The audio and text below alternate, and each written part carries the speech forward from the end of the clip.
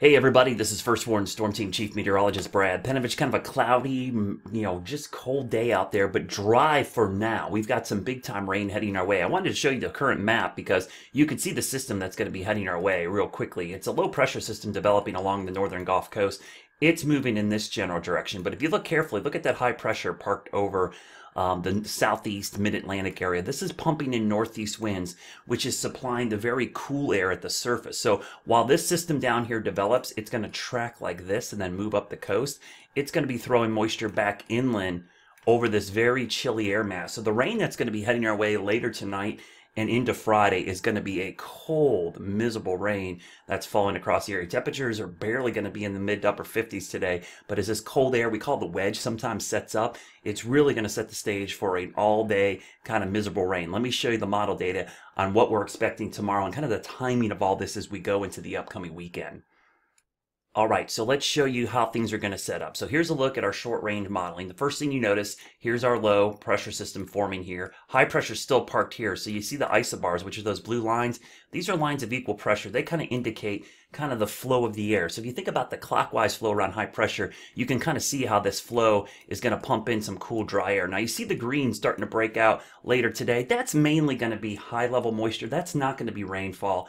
The model's indicating that there's high and mid-level moisture. Remember, the low levels are really dry, so a lot of that's what we call virga. Won't be reaching the ground until late tonight. I think after probably 10 or 11 is when we start to see the moisture move into the Carolinas. And you can see the low. The low is going to be somewhere down in here. You can see the way the isobars are shaped. We still got that northeast wind. As we go through the overnight hours, we'll go to tomorrow morning. So this is tomorrow morning. Let me back it up just a hair here. We'll back it up to 6 a.m.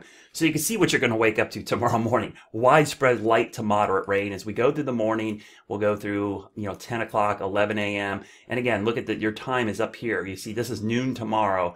Widespread rain. I mean, there's just rain pretty much everywhere across the region. Low pressure is going to start cranking up here, and this is going to become our nor'easter, and you'll see it develop as we go through the day tomorrow. So a lot of folks ask me about the timing. I do think it's pretty much an all-day rain tomorrow, but the later we get into the day, you can see by 4, 5, 6 o'clock, the rain begins to let up. So for Friday evening, yeah, I think there'll be mist and drizzle around, and what you're seeing here by about 8:22, this is 8:30 tomorrow, you can see it looks like it's relatively dry, but there'll be mist or drizzle. The heavy rain starts to move out. So the worst rain, I'll back this up, is really in the middle of your Friday.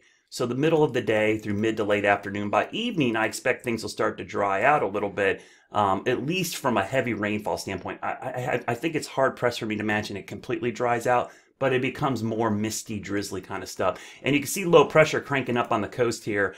This is going into Friday night. That's our nor'easter. And again, those winds will be howling out of the northeast along the coast. This will crank up and move up the coast. So Saturday's not bad. I mean, we'll start with some drizzle or mist in the morning, but as the low cranks up, you can see it here, becoming a pretty significant East Coast storm with interior snow up in New England. And on the backside, the flow starts coming out of the northwest. Now, that's a cold flow, but that's also a dry flow because as the air comes out of the mountains, you can kind of see the way that the isobars are kind of kinking up here.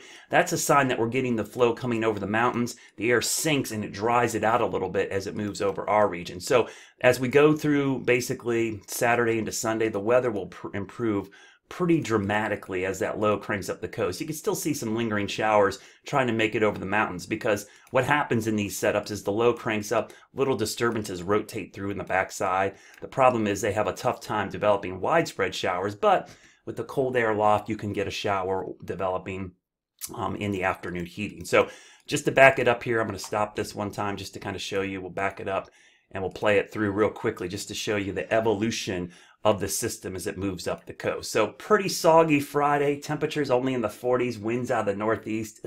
Kind of an ugly raw day, but it should be out of here pretty quickly by Saturday morning. I'll have complete coverage starting today at 4, 5, and 6 on NBC Charlotte, or you can just follow me online and I'll keep things up to date. Have a great Thursday.